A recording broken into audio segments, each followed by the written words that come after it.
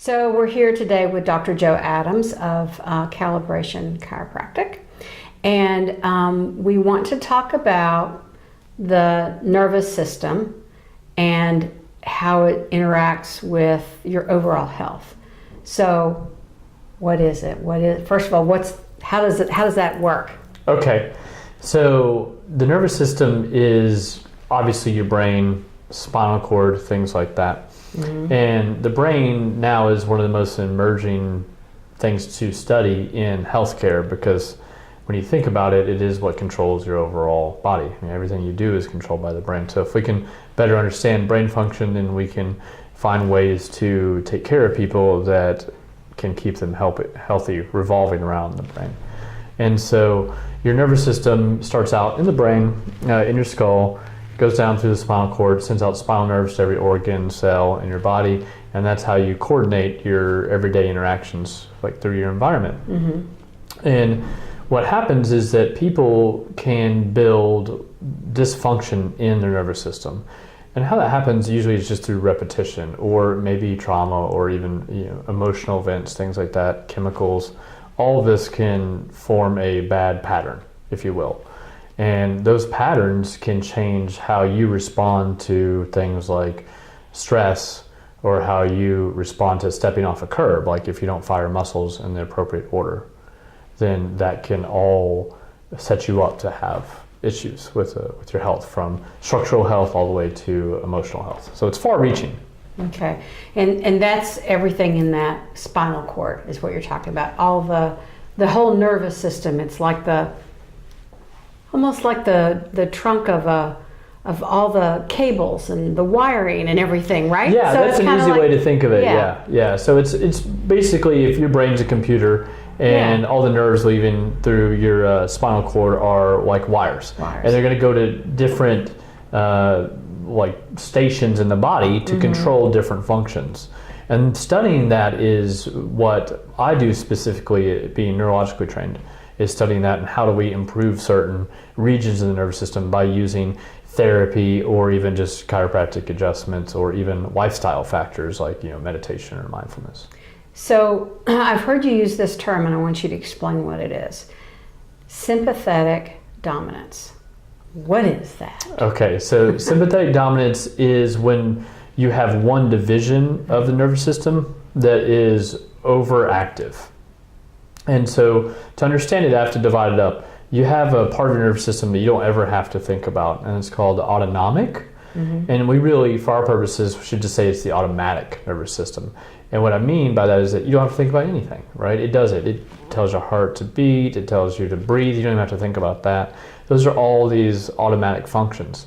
And in that automatic nervous system, you have two divisions. You have a parasympathetic, which is the resting, digesting state of the nervous system. And then you have the sympathetic, and that is run from the tiger, fight or flight. Okay. And so what happens with people sometimes is that they're on the sympathetic side, and they're on that side for too long. I mean, if a tiger jumped through this window right now, our sympathetic system would fire, and I'd be out the door, quicker than you could imagine. But if I was like that all the time, I would have a serious problem, because it changes your physiology. Your heart rate will go up, your blood. So are you saying that it's stress? So if you're in sympathetic dominance, that you're in a stress mode all the time? Or? It's like that, but it's way more far-reaching than just like, I feel stressed. It's very deep stress. It's stress that is changing your physiology. You're actually having an elevation in heart rate, subtly over time. You're having an increase in your blood pressure subtly over time. Okay. You are changing where your blood flow is. Your blood flow is leaving the internal digestive centers and things like that, going to the periphery because it thinks you need to run. And the way that this happens is because your brain doesn't know the difference between a real and perceived threat. Okay. So first of all, how do you get to that, to where you're in that too long? What creates that? So what we see with people is usually lifestyle factors and environmental factors that can kind of get you there. And so what I mean by that is that if you are in a stressful job, right, and you are always under the gun, And then you add some more lifestyle factors out. You got some home stress, right?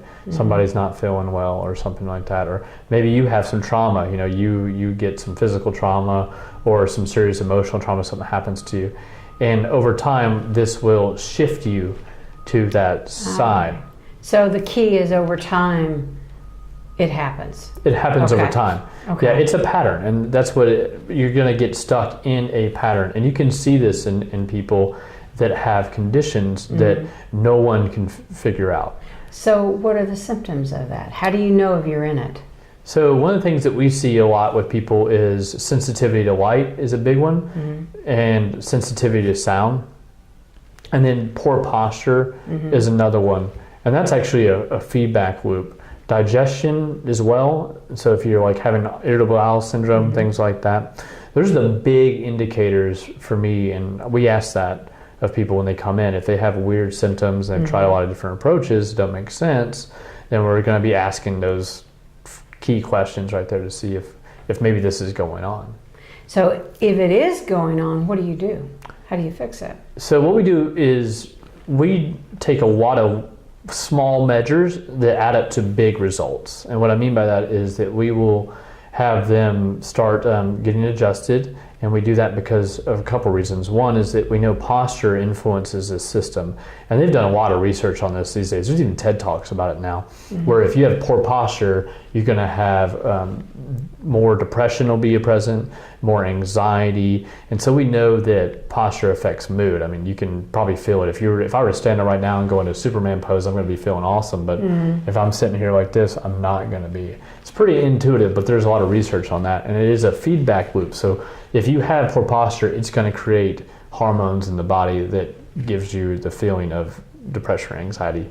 So it goes both ways. Yeah. So if you have the posture, but you've been okay, and then you switch into like a sympathetic mode, then it's something that needs to be addressed. So posture correction is a big one. Getting adjusted also fires the frontal lobe of the brain. So it's the more new part of the brain, and it's what makes us humans and makes us more special than all the other animals out there. Is it'll fire this off, and this lobe right here will actually inhibit the lower centers, which is that monkey brain or the reptilian brain, and that will calm the systems down. So getting adjusted is just good for overall like nervous system and brain health, just because we're actually firing off the newer part of the cortex that inhibits the lower centers. So that's one place we start as being chiropractors in training. And then we go through nutrition, like what do we need to change in the diet? Maybe we have food sensitivities that are leading to leaky gut, or other things that are leading to leaky gut. And then we address the light issue.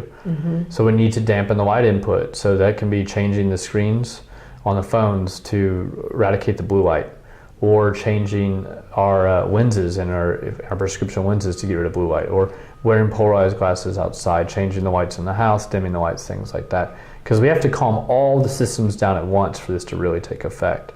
Earplugs for the sound, and then a lot of lifestyle stress management stuff like meditation, like Tai Chi, things like that can all be useful. What happens if you don't fix it?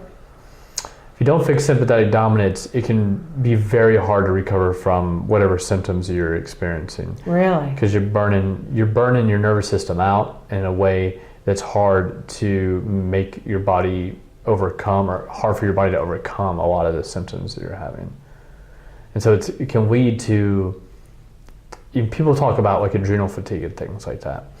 Well, adrenal fatigue is really is a symptom of sympathetic dominance. Because the adrenals are under the control of the nervous system. So that's the kind of stuff you start to see with people is once you don't address this, is that you get sympathetic dominance, adrenal fatigue, and then you go into autoimmune conditions, usually is what we see, because of the chronic inflammation. Your body can't get things under control. So are most all problems related back to somehow the nervous system? There's definitely a component. It's hard to say if everything is related to it, but the nervous system has such a huge control over your health that it has to be looked at in all conditions as a component. And it's so influenced by what you do on a regular basis. Because it's kind of like it's like your computer.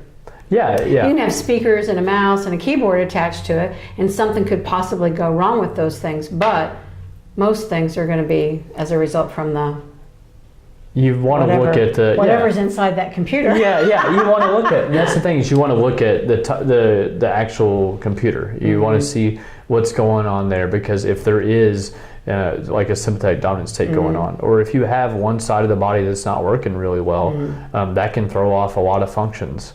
And those are the things that we look at being specifically trained in neurological practices. So if someone thinks maybe they have issues with sympathetic dominance, what would they do? Do they contact you? And then what's your process like? Because I know your process is a little bit different when someone first comes in. Yeah. So they can reach out to us and we could set up a consultation. And what I mean by that is that we're not going to have like an exam during the consultation. Literally, you just come in, sit down, just have a conversation with us and just tell us a little bit about what you're going through, and then we can tell you what we do and go through every little detail and tell you, everything from like, these are what an exam's going to look like, and these are the costs and all that, and so there's no surprises. And then if we decide that we're a good fit for you, then we will proceed to an exam, and if not, then we'll find somebody else to help. Okay. All right. Excellent. Thank you. Yeah.